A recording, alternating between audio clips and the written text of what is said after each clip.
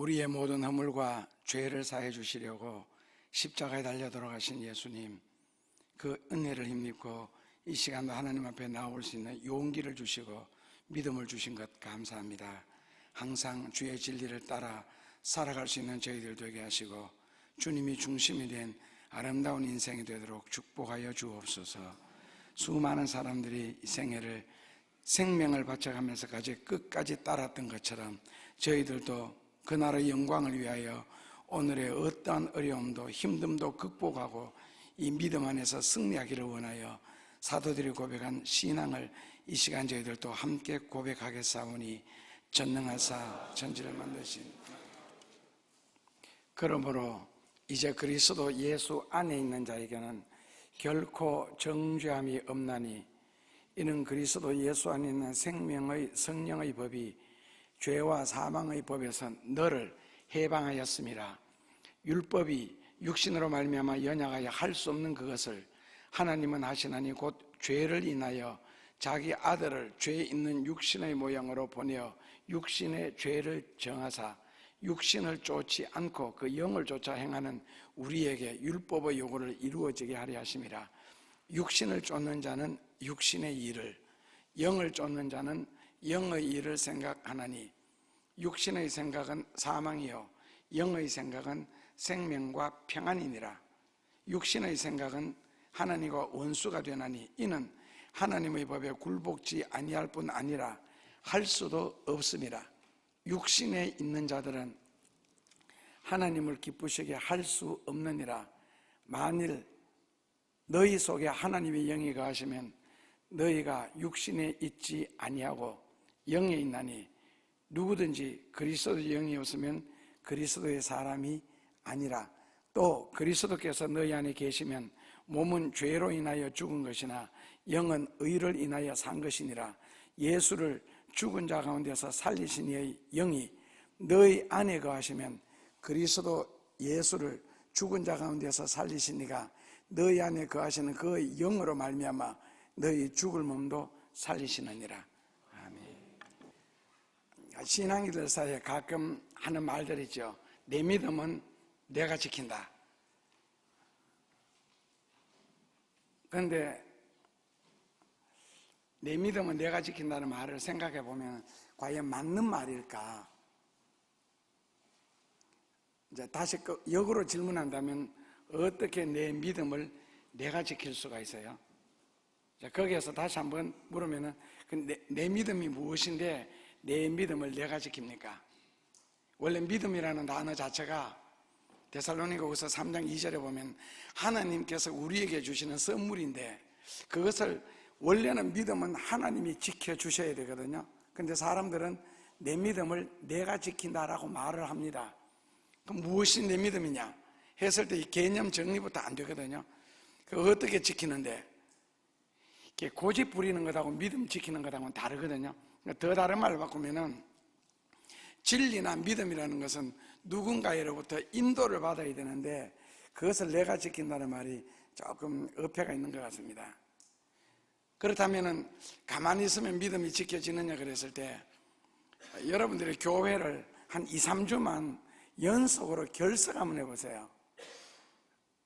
성경도 읽지 말고 기도도 하지 말고 한 2, 3주 하면은 그 다음에는 교회에 오는 것이 오히려 굉장히 어색해질 겁니다. 타락이라고 하는 것은 가만히 있어도 가속력이 붙거든요. 자전거를 타고 오르막을 올라갈 때는요 굉장히 힘이 들죠. 엉덩이까지 들고 페달을 밟아도 잘 안 됩니다. 근데 내리막길을 갈 때는요 브레이크를 잡아도 아주 무서운 속도로 내려달리죠. 신앙 원리 마찬가지입니다. 믿음이 자라기 위해서는 굉장히 사모해야 되고 기도해야 되고 노력을 해도 뜻대로 믿음이 잘 안 자랍니다. 그러니까 분위기에 어울려서 같이 막 통성기도하고 어울려서 같이 막 전도 다니다가도 어느 순간에 자기의 어떤 그 성격이 드러날 기회가 있으면 언제든지 성격들이 다 드러나죠. 뭐 십자가에 벌써 못 박여 다 죽었는 줄 알았는데 부활하는 속도도 굉장히 빠릅니다. 그러니까 화를 팍 낸다든지 뭐 물건을 훔친다든지 이런 식으로요. 기회만 주어지면. 그러니까 믿음이 그렇게 잘 자라지를 않습니다. 생각보다가요. 주일만 주의 날이가 일주일 내내 다 주의 날이지. 그 이론이지요. 11조만 주의 것인가, 10의 10조가 다 하나님의 것이지. 그런데 실제로 일주일에 주일을 지킨다든지 뭐 예를 들어서 11조를 한다든지 했을 때 그건 지극히 형식적인 거거든요. 근데 그 형식이 내용을 유지시켜 줍니다. 그러니까 방 안에 불을 뗄 때 부엌이라는 존재 자체가 형식이잖아요. 근데 그 부엌을 없애버리면요, 방에 불 안 들어갑니다. 그러니까 꼭 부엌이 있어야 되고 형식이 있어야 진실한 내용을 유지시켜 줄 수 있습니다. 모든 과일도 다 마찬가지고요.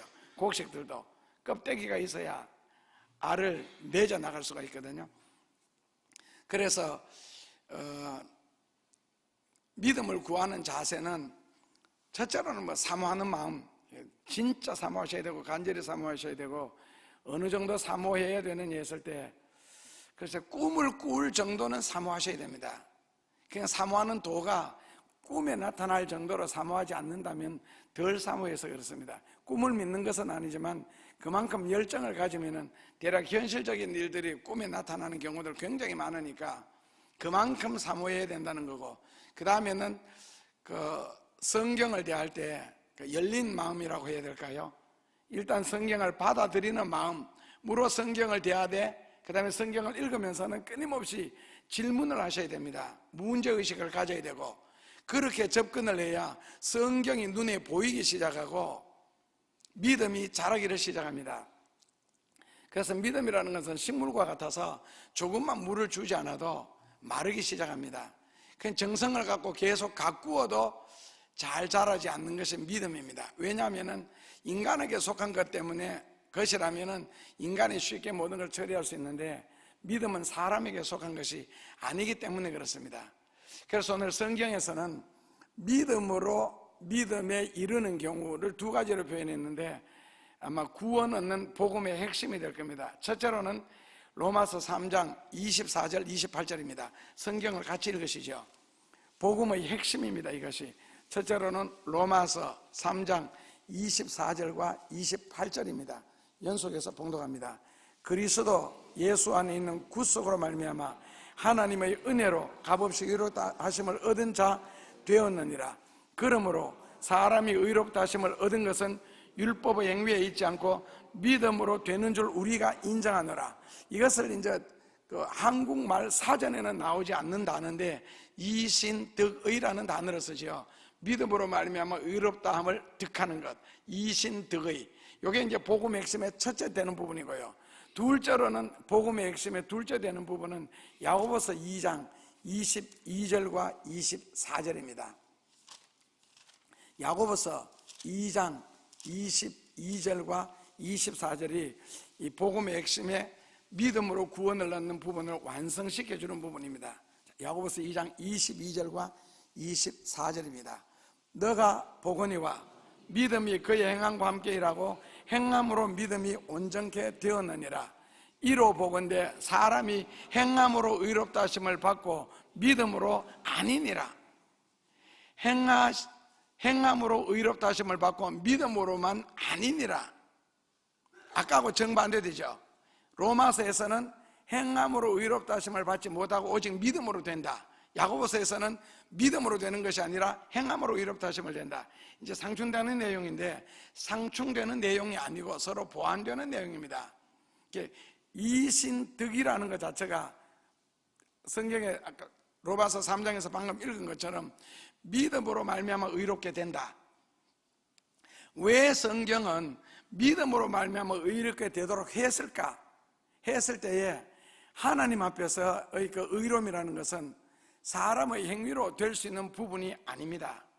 사람의 행위로 의롭게 될 수 없는 이유는 사람은 근본적으로 타락을 했기 때문에 그렇습니다. 죄라는 것 때문에 하나님과의 사이가 분리되어서 그렇습니다. 그래서 인간의 행위로는 어떠한 행동을 할지라도 고린도전서 13장의 바울의 고백처럼 내 몸을 불사르게 내어줄지라도 죄 아래에서 내 몸을 불사르게 내어줬고 죄 아래에서 내가 선한 일을 하고 좋은 일을 했지 죄 위에 사는 것이 아니기 때문에 그래서 사람은 행위로서 절대로 의롭다 하심을 받지 못하도록 그렇게 만들어 놨습니다. 행동 자체가 다 이미 죄 가운데서 이루어지는데 상대적으로 남들보다도 조금 더 선하게 살았다, 조금 더 베풀게 살았다 할 뿐이지 그 자체가 죄라는 겁니다. 왜냐하면 죄 아래 거하기 때문에. 그래서 이 하나님 앞에서 의로운 문제는 사람의 행위의 문제가 아닙니다. 그래서 로마서 8장 23절에서는요 모든 사람이 죄를 범하였으며 그렇게 나오죠. 그래서 로마서 3장 10절에서는요 의인은 없되 한 명도 없다 이제 이렇게 나옵니다. 그래서 우리가 의롭다고 말하는 그 출발부터가 타락이고 죄인입니다. 예를 들어서 돈이 전혀 없는 사람이 어느 날 갑자기 집을 샀다. 그 빚으로 샀습니다. 대출 내서요. 차를 샀다. 빚에 더 빚을 진 겁니다. 그 다음에 뭐 결혼을 했다. 그 빚 지고 결혼하는 겁니다. 그러니까 일단 한번 빚을 지기 시작하면은 마이너스가 늘어날 뿐이지 거기 재산 늘어나는 만큼 플러스 재산이 늘어나는 것이 아니라는 뜻입니다. 한 번 인간은 이미 하나님과 그 자체가 원수된 상태에서 있기 때문에 사람의 눈으로 볼 때는 아 참 좋은 일이다, 선한 일이다, 귀한 일이다 할지 모르지만 여전히 하나님 앞에서는 그 행위 자체가 죄된 일이라는 겁니다. 그래서 하나님이 구원에 이르는 유일한 방편으로서 나타내신 것이 이제 로마서 3장 22절이었죠. 자, 로마서 3장 22절에 읽습니다. 곧 예수 그리스도를 믿음으로 말미암아 모든 믿는 자에게 미치는 하나님의 의인이 차별이 없느니라. 예수 그리스도를 믿음으로 말미암아 의롭다함을 얻는 것. 그래서 이것 때문에 로마서 6장 7장에서 보면은 사도 바울이 굉장한 고민을 합니다. 왜냐하면 죄의 무게를 깨달았거든요. 죄의 무게, 그리고 죄의 폭발성, 그걸 깨닫고 나니까 인간적으로 말하면 바울이 미칠 지경에 이르렀습니다. 그러다가 막 고민하고 기도하다가 그 다음에 로마서 8장 1절에 접어들었을 때 거기서 바울이 신학적으로 말하면 햇빛이 떠오르는 겁니다. 그리스도 예수 안에 있는 자에게는 결코 정죄함이 없다. 그래서 예수를 믿음으로 말미암아 정죄함이 없어지게 되고 바로 의인이 된다는 이 진리를 발견하게 됩니다. 사도 바울이요. 자, 그렇다면 사람이 하나님의 의에 이르는 방법은 예수 그리스도를 영접하는 것이다. 이게 이제 우리가 오늘날 전도하면서 굉장히 초보적인 설교입니다. 자, 이것은 이제 로마서하고 야고보서를 조금 연결시켜서 나가면은 예수님을 영접한다는 것은 입술로 믿습니다 그러는 쉬운 단어, 힘 안 들이고 할 수 있는 어떤 언어적인 고백, 과연 그것으로서 예수 그리스도가 내가 영접이 된 것인가? 그러니까 교리적으로는 입술로만 그렇게 해도 영접이 됩니다. 로마서 10장 13절에 누구든지 주의 이름을 부르는 자는 구원을 얻는다. 그리고 로마서 10장 10절에 마음으로 믿어 의에 이르지만 입술로 시인하면 구원에 이른다 해서 입술로 시인했기 때문에 나는 구원받은 백성이다 라고 하는데, 그것을 아까 야고보서에서는 뭐라고요? 너가 정말 예수 그리스도를 믿었고 예수 그리스도를 영접했으면 삶의 행위로서 증명하라는 겁니다. 우리 어렸을 때는 그때 뭐 1950년대 이야기니까요. 우리 집에 금송아지 있다. 어떤 녀석들은 그러면 우리 집에는 금송아지 7마리 있다. 근데 아무도 금송아지를 증명 못하죠. 그때는 6.25가 각 끝나고 보릿고개 힘드는 고개 이럴 때 그때 무슨 금송아지가 있습니까 집에? 이게 말로는 되는데 말로는 집에 있어요. 그런데 한번 보자, 가져와 봐라, 가서 보자, 절대로 없지요. 그렇다면은 나는 예수님을 믿습니다, 믿음으로 구원받았습니다 라고 예수 그리스도를 정말 영접했으면, 그렇다면은 너의 삶의 행위로서 예수 믿는다는 걸 증명해봐라. 이게 바로 이행득이라는 겁니다. 아까 야고보서 2장 22절과 24절입니다. 이행득이 행함으로써 의롭다 하는 것을 얻는 겁니다. 그래서 사람이 의롭다 하심을 얻는 것은 믿음으로만 아니고 행함으로 의롭다 함을 얻는다라고 했습니다. 다시 말하면은 언어적인 신앙 고백, 별 정성 들이지 않고도 할 수 있는 고백, 그리고 뭐 술 한잔하고 술 기운에도 나는 예수 믿는다, 우리 마누라도 열심히 다니는데, 우리 자식도 다니는데 나도 믿는다라고 할 수가 있습니다. 말로는 믿음이 굉장히 좋고 이미 예수님을 영접하고 구원받은 것 같은데, 행동으로나 몸으로 볼 때는 진리를 실천하지 않는다면 아니라는 겁니다. 내가 믿었고 믿음이 있다는 것을 스스로 증명할 수가 있어야 됩니다.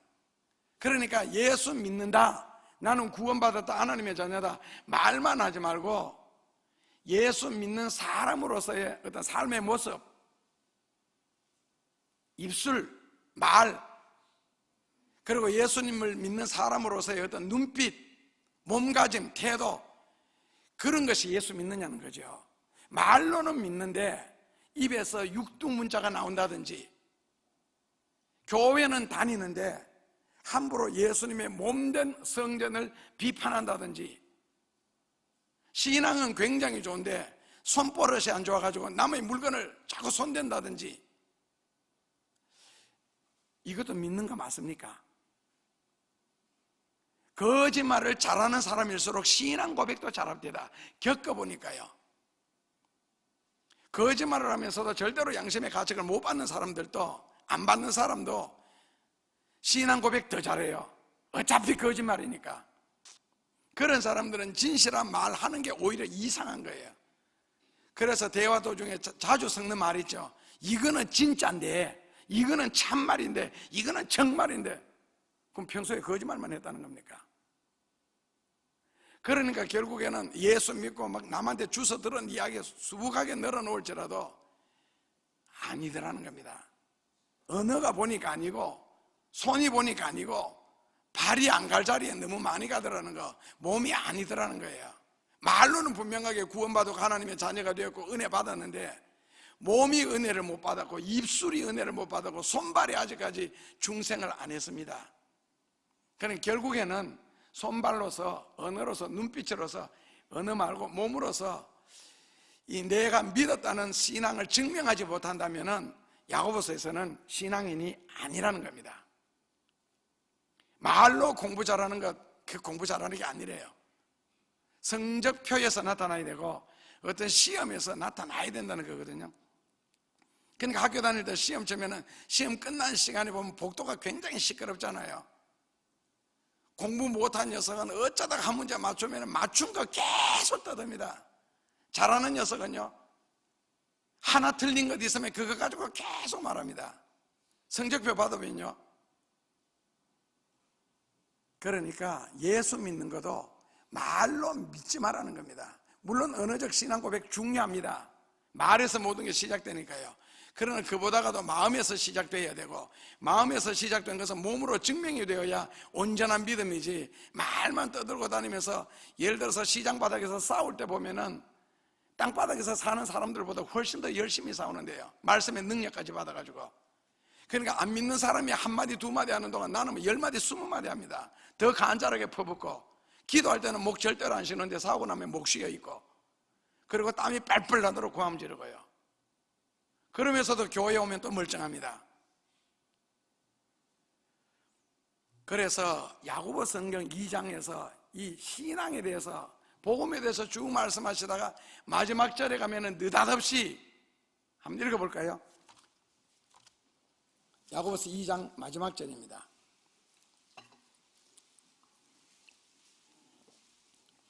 영혼 없는 몸이 죽은 것 같이 행함 없는 믿음은 죽은 것이니라.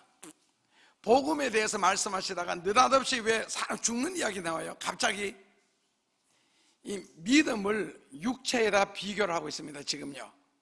그래서 호흡을 하지 않는 육체는, 원래 육체라는 게 이제 사르케라고 하거든요. 혹은 사륵스라고도 하고 살케라고도 하는데, 그거는 영혼은 이제 이브리어로 이렇게 푸뉴마가 됩니다. 그러니까 결국 호흡한다는 뜻이거든요. 영혼이라는 단어 뜻이에요. 호흡한다.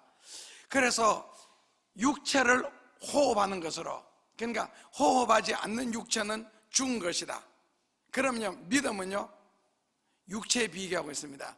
믿음을 육체에 비교하면서 호흡을 하지 않는 육체는 죽었다면은 호흡하지 않는 믿음은 죽은 것이다. 그러니까 결국 믿음을 육체에 비유했고, 그 다음에 행함으로 의롭다 하심을 받은 것은 이제 25절에 나오는데, 이 행함이라는 건요, 그것은 영혼과 비교를 했습니다. 행함이 없는 믿음은 죽은 것이다. 그래서 행함을 영혼으로 비교했습니다. 다시 환원하면 호흡을 하지 않는 육체는 죽은 것이다. 마찬가지로 행동함이 없는 믿음은 그 자체가 죽은 것이다라는 겁니다. 결국에는 말씀을 순종하거나 실천하는 모습이 없으면 입술로는 아무리 아름다운 하늘 밑에 없는 언어적 신앙 고백을 한다 할지라도 죽은 거라는 겁니다. 믿음이. 그래서 누가복음 20장 38절 말씀에 보면은 하나님은 믿음이 산 자의 하나님이지 죽은 자의 하나님이 아니다. 결국에는 실천과 순종이 없는 몸이 진리를 번영하는 그런 삶이 없다면은 아무리 말로 청선유서처럼 신앙 고백을 한다 할지라도 그 하나님은 그의 하나님이 아니라는 겁니다. 그래서 하나님은 몸으로 믿는 사람의 하나님, 손발의 하나님, 진리를 순종하는 자의 하나님이지 입에서 말하는 대로 역사하시는 하나님이 아니라는 겁니다. 그 민수기 11장에서 광야에서 저주받아 죽는 말을 제외하고는요. 그래서 죽은 믿음으로서는 하나님을 상대할 수가 없다는 겁니다. 죽은 믿음 가운데서, 즉 행함이 없는 믿음은 기도를 할지라도 응답이 안 됩니다. 내 혼자 기도를 할 뿐이라는 겁니다. 욥기 35장 13절에 그랬습니다. 헛되이 부르짖는 기도는 하나님이 듣지 아니하시느니라. 거기 헛되이는 영어로 vain이라 그래서 우리말로 해석하면은 행동이 따르지 아니하는, 그러니까 말로만 부르짖는 기도. 기도도 몸으로 기도를 해야 되는데 입술로만 하는 기도는 하나님이 듣지 아니하신대요. 그래서 우리는요, 부르짖기만 하면은, 구하기만 하면 하나님이 주신다. 이건 아주 초신자들에게 하는 이야기고, 성경을 모를 때 하는 이야기고요. 그 다음에 성경에 들어가서 하나님이 들으시는 기도, 하나님이 거부하시는 기도를 공부하다 보면은 절대로 초보자들에게 예수 믿고 천당 갑시다처럼 쉬운 것이 아니라는 겁니다. 구하면은 무조건 주신다가 아니더라는 거죠. 신앙생활을 해보니까. 실제로 우리가 기도 생활하면서 여러분들이 구해서 얼마나 받았습니까?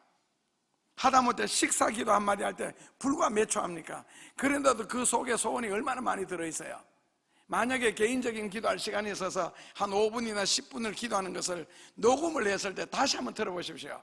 그 안에 소원이 얼마나 많이 들어가 있는지. 그런데 그렇게 수십 년 동안 신앙생활을 해오면서 몇 가지나 이루어졌어요.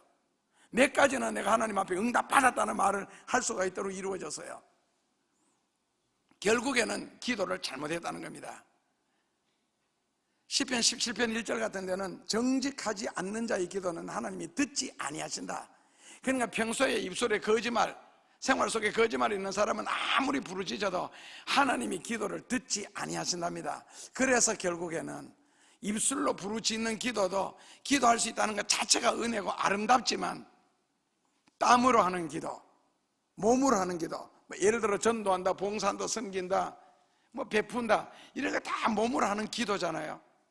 이사야서 58장 5절에서 8절에 나오는 것처럼. 그래서 그렇게 몸으로 하는, 거기는 구제까지 나옵니다. 형제들을 향해서 베푸는 거. 그런 자가 부르짖을 때는 내가 여기 있다 저기 있다 응답하리라. 그런 자의 기도에는 치료하는 속도도 빠르다. 즉 응답의 속도도 빠르다는 겁니다. 몸으로 기도를 드리니까요. 그래서 하나님 아버지, 우리가 적은 수에 비해서 엄청난 교회를 지었는데, 예를 들어서 기도를 할 때 우리 교들은 그런 기도 아무도 안 하는데, 빈자리가 많사오니 이런 기도 있잖아요. 빈자리가 많사오니 이 자리를 채워주옵소서. 이걸 지금 자본주의 시대이기 때문에 무조건 차야 된다는 그런 식의 기도 같으면 그런 기도는 안 하는 것이 하나님을 모욕하지 않는 기도고, 만약에 빈자리가 많사오니 채워주시옵소서라고 말로서 입술로서 기도하려거들랑 주보 들고 전도지 들고 나가서 몸으로 기도하는 거, 한 명에게라도 전하는 것이 훨씬 더 진지하고 진실한 기도라는 뜻입니다.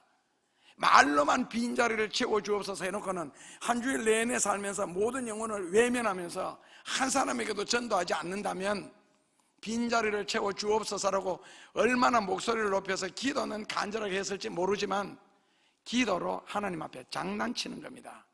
기도로 하나님을 희롱하는 거고요.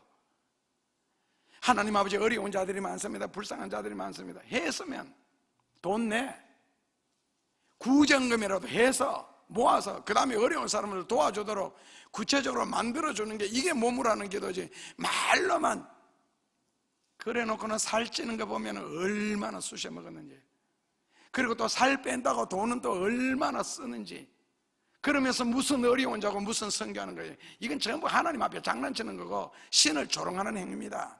그런 기도는요, 자기 입에 들어가는 것은 그렇게 많이, 근데 남을 위해서는 이건 아니지요. 그래서 입술의 기도가 힘이 없다는 겁니다. 정직하지 못하고 진실하지 못하고 몸이 따르지 않는, 신앙도 마찬가지라는 거거든요. 그래서 행함이 없다면은 예수를 믿는다는 것, 교회를 다닌다는 것, 이거 자체가 이 믿음이 굉장히 위험한 것이라는 겁니다. 왜? 하나님이 나를 상대하지 않겠다는 겁니다. 죽은 믿음은 믿음이 아니기 때문에. 그리고 하나님은 산 자의 하나님이지 믿음이 죽은 자의 하나님이 아니라고 말씀하셨기 때문에 그렇습니다. 그렇다면 로마서 8장은 뭐냐? 교리적으로 믿음을 설명하고 있습니다. 행함이 없는 신앙을 비평하는 것이 아니고, 우리가 죄인이라는 신분에서 믿음을 통하여 의인이라는 신분으로 바꾸어지는 겁니다. 그러니까 로마서 8장에서 행함으로 아니고 오직 믿음으로 말미암아 의롭다 하심을 얻는다는 것은, 신분이 믿음으로 말미암아 의롭다 하심으로 바뀐다, 신분이 바뀌는 것이지 아직 삶이 바뀌어진 것은 아닙니다. 그래서 신분이 바뀌어졌으면, 즉 믿음으로 말미암아 의롭다 하심을 얻었으면 바뀌어진 신분을 가지고 살아라. 그게 이제 로마서 8장에서부터 16장까지 나오는 이제 성경 내용입니다. 예를 들어서 뭐 북한에서 월남을 하는, 북한을 벗어나서 한국에 들어오는 사람들, 한국에 와서 어느 정도 일정 기간이 지나면 한국 시민권을 받습니다. 그렇다면 이제 세계 어느 나라 갈지라도 대한민국 시민권자로서 대한민국의 보호를 받습니다. 그리고 한국인으로서 지켜야 할 국민의 의무가 있습니다. 그걸 지켜야 됩니다. 그렇다면은 내가 죄인의 신분으로서 죽으면은 결국 지옥 가겠지요. 하나님의 심판을 받아서. 그렇다면 예수 그리스도를 믿음으로 말미암아 의인의 신분으로 바뀌어졌으면은 의인의 신분을 갖고 살아라는 겁니다. 이런 면에서 로마서를 오해하지 않았으면 좋겠습니다. 오직 믿음으로 말미암아는 이 믿음만 강조 안 되었으면 좋겠습니다. 믿음과 함께 그 믿음을 완성시켜주는 행함, 이 두 가지가 꼭 필요하다는 거거든요. 그래서 로마서에서 우리에게 설명하는 죄인이라는 것은 우리의 신분입니다. 죄인이라는 신분요. 그렇다면 예수 그리스도를 통하여 의인이라는 신분으로 바뀌어지죠. 다시 말하면 죄인이라는 신분의 말씀의 뜻은 죄는 있지만 죄인이 아니다는 겁니다. 굉장히 어려운 말인데요. 다시 말하면 병이 있는 사람을 환자라고 한다면 환자는 미움의 대상이나 저주의 대상이나 심판의 대상, 멀리해야 할 대상이 아니고 그 환자가 가지고 있는 병을 고쳐야 할 대상입니다. 그래서 이제 그런 말 나오죠. 병은 미워하되 환자는 미워하지 말라고. 똑같이 죄는 미워하되 죄인은 미워하지 마라.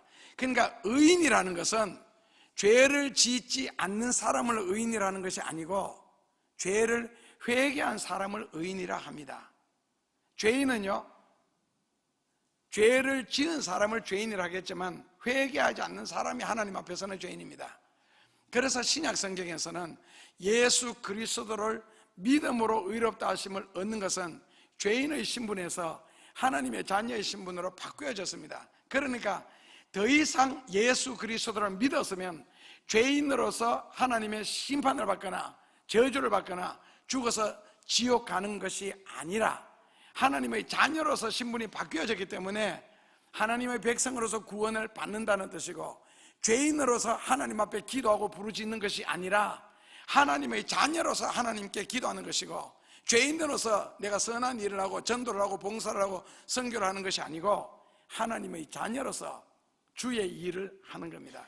그래서 믿음으로 의롭다 하심을 얻은 자녀로서 이제 기도를 하고 주의 일을 하는 것이지 죄인으로 사는 것이 아니라는 뜻입니다. 이게 바로 복음의 핵심입니다. 자, 오늘 로마서 8장 1절에서 11절에 보면은 그 말하는 의가 세 가지가 있습니다. 하나님의 속성으로서 의가 있고요, 그리고 하나님이 우리에게 요구하는 의가 있고, 그 다음에는 이 성경을 쓴 사도 바울이 요구하는 의가 있습니다.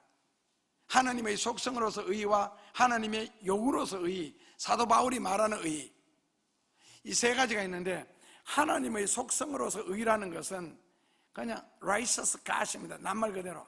그러니까 하나님은 원래부터 태초부터 의로우신 하나님이시다. 그래서 우리를 의인으로 만드시려고 하시는 이유는요, 의인이라야 의로우신 하나님을 대면할 수가 있습니다. 그 다음에 둘째로는 하나님이 요구하시는 의가 나옵니다. 로마서에서는요, 하나님이 요구하시는 의는 다시 두 가지가 있는데, 첫째로는요, 하나님 나라를 위한, 천국을 위한 의가 있고, 둘째로는 원수까지 사랑하는 의가 있습니다. 이제 굉장히 어렵죠. 원수를 사랑하는 의, 하나님을 사랑하는 의, 하나님 나라를 사랑하는. 그런데 여러분들도 원수가 있습니까? 원수를 사랑하라는 말, 저는 이게 참 좋습니다. 원수가 없으니까. 그런데 뭐가 하시느냐? 미워하는 사람 사랑해라. 이건 정말 못하겠어요. 그러니까 성경에 참만 다행인 거 있잖아요. 원수를 사랑하라 했으니까. 미워 죽겠는 사람 원수는 아니거든요. 옛날에 저희 교회 조직에 부두목에 나온 적이 있습니다. 근데 차는 작은 거 타고 다니는데 항상 뒤에 보면은 도끼부터 시작해서 야구 방망이, 그 다음에 미제칼 앞에 휘어져 있는 거예요. 그냥 표현은 그래, 앞에다 쑤셔서 한 바퀴 돌리면 내장 다 파낸다고. 말도 되게 끔찍하게 해요. 그 집에는 신방 가도 어렵습니다. 무섭고. 그런데 그분이 저희 교회에 나오기 시작했는데, 가보니까 아이가 국민학교 3학년짜리 아들이 하나 있어요. 그런데 우리 교회를 다니고 난 뒤에부터는 항상 성경 찬송가를 그 핸들 위에, 반바 위에 항상 성경 찬송가를 그 위에 올리고 운전을 해요. 그리고는 차에는 미제칼, 야구방망이, 도끼 이런 거 항상 실려 있고. 그런데 그냥 조직이 아니에요. 옛날 이야기는 해도 되겠죠. 예를 들어서 대통령 선거할 때 대통령 출마하잖아요. 그러면 그 대통령 출마한 모든 사람들에게는 조직이 다 있습니다. 그래서 그 당시에 결국 대통령을 지내신 분인데 와서 일해라 하는데 거절을 했답니다. 결국 대통령 떨어진 사람한테 일을 했습니다. 이유는요, 그 사람의 돈이 굉장히 많았거든요. 보수가 그 사람이 훨씬 많았습니다. 저 남쪽에 사는 울산 쪽인가 있습니다. 그래서 결국 거기서 했는데, 그분이 성경을 읽으면서 은혜를 무지하게 받았다는 거예요. 특히 십계명에서 그 무슨 은혜를 그래 받았느냐니까, 사람을 죽이지 말라는 있는데 두들겨 패지 마라, 이게 없더래요. 자기는 직업에 두들겨 패는 거지 죽이는 건 아니래요. 붙잡아서 반 죽여놓는 거고. 그래서 자기는 십계명에서 굉장히 큰 은혜를 받았다고. 맞나? 그래서 성경 보니까 원수를 사랑하라 있잖아요. 이게 굉장히 좋은 말이야. 원수 나는 없어. 그냥 미워하는 사람 사랑하라, 이거는 또 성경이 없잖아요. 이런 식으로 성경 읽어도 됩니까? 자, 그 다음에 하나님 의라는 게 그렇습니다. 우리는 성경대로 살면 되니까요. 원수만 사랑하면 됩니다. 그 다음에 바울이 요구하는 의가 있습니다. 그게 바로 뭐냐면은 죄인까지도 의롭게 하시는 칭의. 아까 이제 이신득이죠, 그게. 죄인을 의롭다는 거. 그런데 성경에는 이제 죄인의 반대가 의인인데, 그 의인이 무엇이냐? 정의 내리는 것이 빠를 것 같습니다. 의인이라는 것은 신구약에 약간의 입장의 차이가 있는데, 구약에서 의인은 하나님을 경외하고 우상 숭배하지 않는 거예요. 구약에서 의인입니다. 하나님을 경외하고 우상을 섬기지 않는 것. 둘째로는 하나님의 약속을 믿고 순종하는 거예요. 그래서 아브라함이 갈대우르 친척 아비지를 떠날 수 있는 것이나 이스라엘 백성들이 출애굽을 한 이 모든 것은 하나님의 약속을 믿었기 때문에 할 수 있는 행위입니다. 그래서 의인이라 부릅니다. 아브라함도 의인이고요. 우리는 아브라함을 의인이라고 부르기보다는 믿음의 조상이라고 더 많이 부르는데, 근데 야고보서 2장에 보면은 아브라함은 행함으로 의롭다 하심을 얻었다, 바로 하나님이 약속을 철저하게 믿었다는 뜻입니다. 그 다음에 둘째로 이제 신약 성경에서는 그 의인이라고 할 때 이제 오늘 로마서 8장에 나온 것처럼 믿음으로 칭의를 얻는 거예요. 둘째로는 행함으로 믿음을 완성시켜 줄 때 비로소 의인이라고 합니다. 그러니까 신약에서는 예수님을 믿고 주님의 말씀을 순종할 때에 이제 의인이 되거든요. 근데 우리는요, 이제 대체적으로 일반적으로는 예수님을 믿기만 하면 이미 의인이 된 것으로 생각을 합니다. 믿기만 하면 되는 의인은 반쪽 의인이죠. 일단 의인의 신분으로 바뀌어졌으니까 그 다음에는 바뀌어진 신분으로서 살아갈 때에 이제 의인이, 온전한 의인이 되거든요. 우리는 살아가지 않는다면, 글쎄요, 10,000원짜리를 절반 찢어서 가게에 가서 예를 들어 물건을 살 때 5,000원어치 주겠어요? 10,000원을 절반 잘라서 내가 5,000원을 생각하고 물건 안 팔 것 같은데요. 그렇다면 반쪽은 제로입니다. 완성하면 완성되는 겁니다. 고로 행함으로 믿음을 완성시켜 주지 못하면 성경적으로는 의인이 아닙니다. 이제 신약적으로 그렇고, 구약에서는요, 우상 숭배하지 않고 그 다음에는 하나님의 말씀을, 약속을 철저하게 믿고 순종하는 겁니다. 그래야 구약적으로 의인이 됩니다. 결국에는요, 행함으로써 의인이 되는 겁니다. 신약이고 구약이고. 그런데 오늘 그 로마서 8장 1절에서 11절에는 그 두 종류의 사람으로 분류를 해놨거든요. 불신자를 제외하고, 하나님 안 믿는 사람을 제외하고 하나님을 믿고 예수님을 믿는 사람들 중에서 두 부분으로 분류를 했습니다. 로마서 8장을 다시 넘어가시면요, 첫째로는 어떤 사람 나오죠? 육신을 쫓는 사람이 있고, 육신에 속한 사람이 있고, 둘째로는요, 영을 쫓는 사람이 있습니다. 그러니까 육신과 영이라는 것으로 분류를 했습니다. 그렇다면 불신자는 육신에 속한 자가 아니고 육에 속한 자입니다. 육신이라 그러는 말은 예수를 믿으면서 육의 본능을 따라 살아가는 걸 육신이라 그럽니다. 그러니까 육신은 예수 믿는 사람이고, 육이라는 거 이제 고린도전서에 보면은 2장 15절 이후에서 3장 3절까지 보면은 육에 속한 자, 육신에 속한 자, 영에 속한 자 이렇게 나누고 있습니다. 거기에 육에 속한 자는 불신자를 말하고, 육신에 속한 자는 예수를 믿으면서도 진리와 역행하는 사람을 말하고, 영에 속한 자는 주님을 따르는 사람을 말합니다.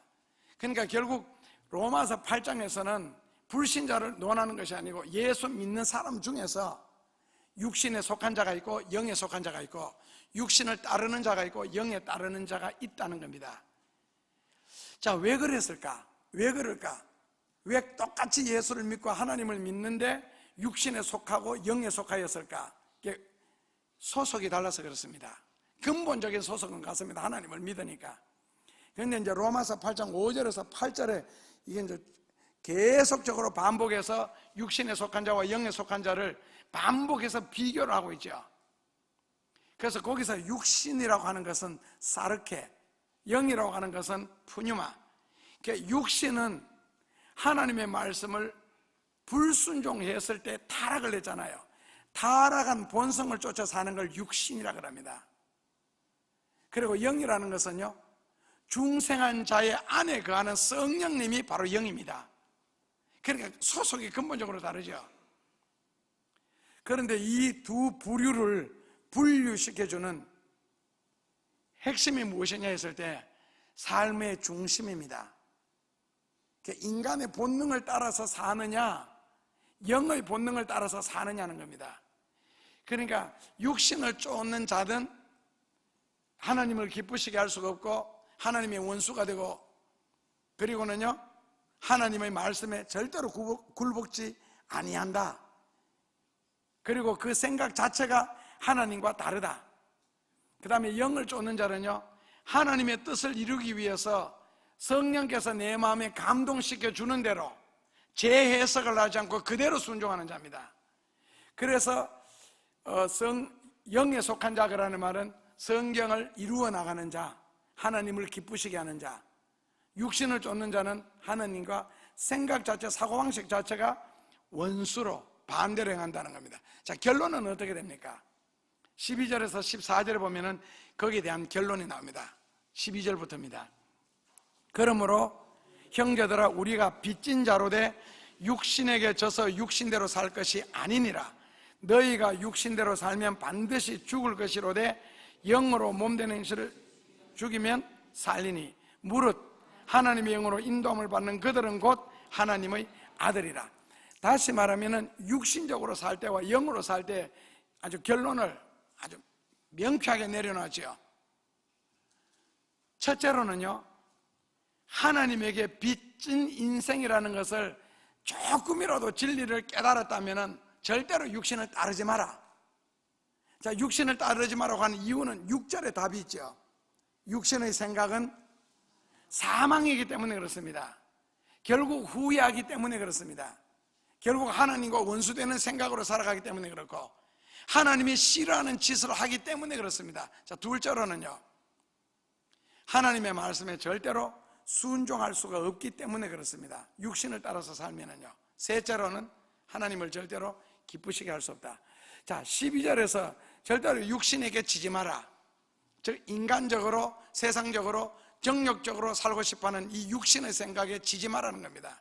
육신대로 살면 반드시 망한다. 그래서 13절 말씀이 뭐라고요? 너희가 육신대로 살면 반드시 죽을 것이로되 영으로서 몸의 행실을 죽이면 산다.